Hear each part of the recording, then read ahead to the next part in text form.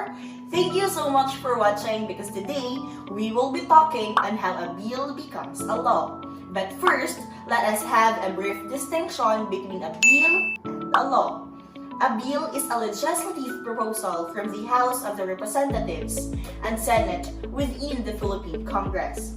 A bill does not become a law unless signed by the President of the Republic of the Philippines. But the House of the Representatives may overturn its presidential veto by garnering 2/3 vote.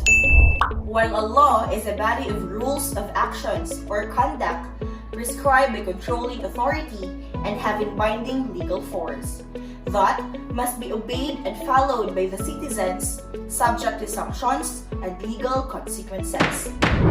Alright, here we discuss the legal basis or the legal process of how a bill becomes a law. Currently, Republic Acts are the form of laws in the Philippines. The power of Congress to enact Republic Acts is constrained by the Philippine Constitution. The procedure is generally outlined in the Philippine Constitution itself, though both houses of the Congress, known as the lower house of the Congress or the House of the Representatives, which is composed of congressmen, and the other is the upper house, which is the Senate of the Philippines, have their own internal rules of procedure.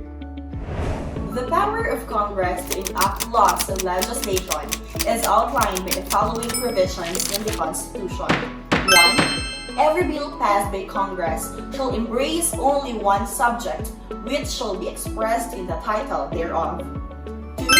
No bill passed by either house shall become a law unless it has passed 3 readings on separate days, and printed copies thereof in its final form have been distributed to its members 3 days before its passage, except when the President certifies to the necessity of its immediate enactment to meet a public calamity or emergency. Upon the last reading of a bill, no amendment thereto shall be allowed, and the vote thereon shall be taken immediately thereafter, and the yes and nays entered in the journal. 3. Every bill passed by Congress shall, before it becomes a law, be presented to the President.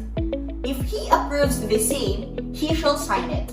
Otherwise, he shall veto it and return the same with his objections to the House where it originated, which shall enter the objections at large in its journal and proceed to reconsider it. If, after such reconsideration, 2/3 of all members of such House shall agree to pass the bill, it shall be sent, together with the objections, to the other House, by which it shall likewise be reconsidered. And if approved by 2/3 of all the members of that House, it shall become a law. In all such cases, the votes of each House shall be determined by yes or nays, and the names of the members voting for or against shall be entered in its journal.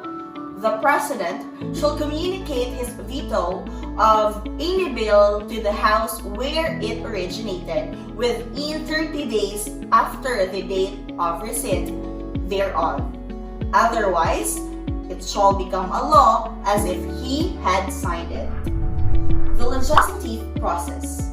For a congressional bill becomes a law, it has to undergo a process with both houses of Congress, namely the lower house or the House of the Representatives and the Senate of the Philippines.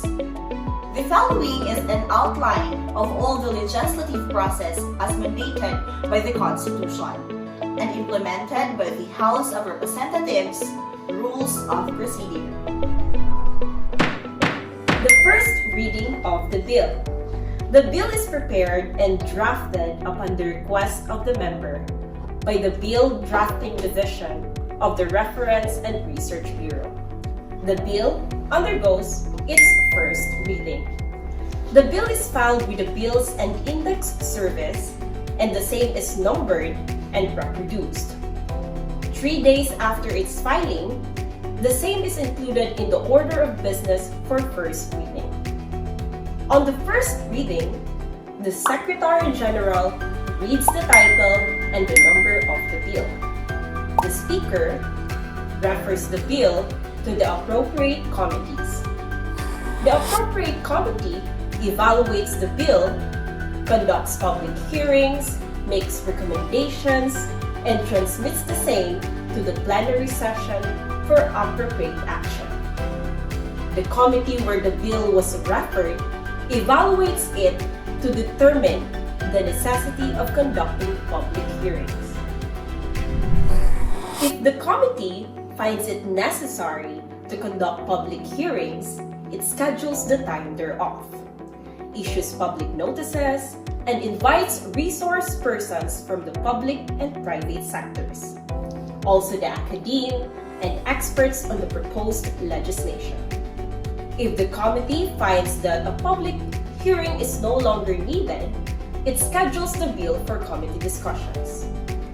Based on the result of the public hearings or committee discussions, the committee may introduce amendments, consolidate bills on the subject matter, or propose a substitute bill. It then prepares the corresponding committee report. The committee approves the committee report and formally transmits the same to the Plenary Affairs Bureau. The second reading of the bill. The bill undergoes its second reading. The committee report is registered and numbered by the Bills and Index Service. It is included in the order of business and referred to the Committee on Rules. The Committee on Rules schedules the bill for consideration on second reading. On second reading, the Secretary General reads the number, the title, and the text of the bill, and the following will take place. Number 1, the period of sponsorship and debate. Number 2, the period of amendments. And finally, number 3, voting which may be by viva voce, count by tellers, division of the House, or nominal voting. However, based on the outlined procedure, the approval thereof by the committee is merely recommendatory. The bill will still undergo the second and third reading before it is sent to the President for his veto or approval. Hence, nothing conclusive may be drawn from the approval of the bill at the committee stage, except that one may get a bird's eye view of the subjective opinions or objections of the members of the committee regarding the approval of the proposed pieces of legislation. It is only after the third reading that the disposition of the bill becomes categorical. The third reading of the bill. The bill undergoes its third and final reading, where amendments, if any, are engrossed and printed copies of the bill are reproduced for the third reading. The engrossed bill is included in the calendar of bills for the third reading, and copies of the bill is distributed to all members 3 days before its final reading. On the third reading, the Secretary General reads only the number and title of the bill. The roll call or nominal voting is called, and a member, if he desires, is given 3 minutes to explain his vote. No amendments to the bill is allowed at this stage. The bill is approved by an affirmative vote of a majority of the members present. If the bill is disapproved, the same is transmitted to the archives. The approved bill is transmitted to the Senate for its concurrence. After the bill is approved by the lower house of Congress, it will be transmitted to the Senate. It undergoes the same legislative process in the Senate. Thus, the bill will proceed with steps outlined above, but this time before the Senate. Once approved by both houses of Congress, a bicameral conference committee is formed to deliberate, integrate, and reconcile the changes and amendments of the different bills which were passed before both houses of Congress. A conference committee is formed to amend revise and finalize the bill. A conference committee is constituted and is composed of members from each House of Congress to settle, reconcile, or thrash out differences or disagreements on any provisions of the bill. The conferees are limited to reconciling the differences in the bill, but may introduce new provisions germane to the subject matter or may report an entirely new bill on the subject. The conference committee prepares a report to be signed by all the conferees and chairman. The conference committee report is submitted for consideration and approval of both houses. No amendment is allowed at this point. Copies of the bill signed by the Senate President and the Speaker of the House of Representatives and certified by both Secretary of the Senate and the Secretary General of the House are transmitted to the President. Approval or veto by the President. The President may do any of the following. If the bill is approved by the President, the same is assigned an RA number and transmitted to the House where it originated. An example is the SIM or the Subscriber Identification Module Registration Act. This bill aims to protect Filipino consumers against scammers and identity thieves. This is a consolidation of Senate Bill number 1310 and House Bill number 14 passed by the Senate President Juan Miguel Zubiri and House Speaker Ferdinand Martin Romualdez on September 28, 2022. President Marcos signed it into law on October 10, 2022 as Republic Act number 11934.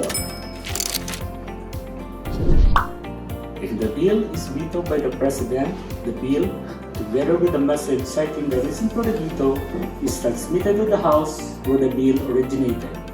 An example is a bill passed by the Senate in May 2022, authored by Senator Amy Marcos. This was then adopted by the House of Representatives as House Bill number 7575. This bill aims to create the Bulacan Airport City Special Economic Zone and Freeport. This special economic zone will include a $15 billion international airport that will be able to handle 100 million passengers annually.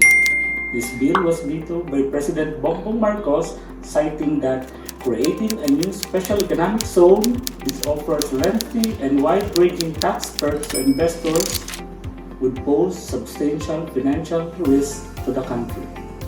The approved or veto bill then goes back to Congress for appropriate action. If the bill is approved, the bill is reproduced and copies are sent to the Official Gazette Office for publication and distribution to the implementing agencies. It is then included in the annual compilation of acts and resolutions. An example is a recent law, Republic Act 11935, an act postponing the December 22 barangay and Sangguniang Kabataan elections.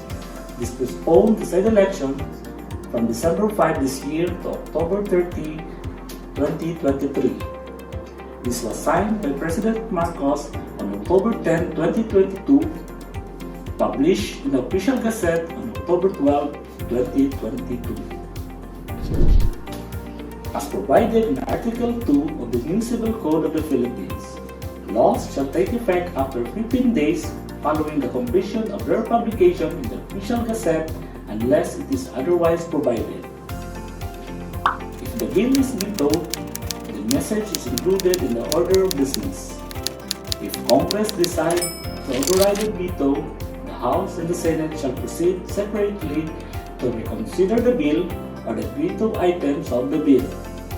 If the bill or its vetoed items is passed by the vote of 2/3 of the members of each House, such bill or item shall become a law. Alright, those are the process and how a specific bill becomes a law. Always remember that bills are laws in the making, so it is not yet a law. It does not have any binding legal force.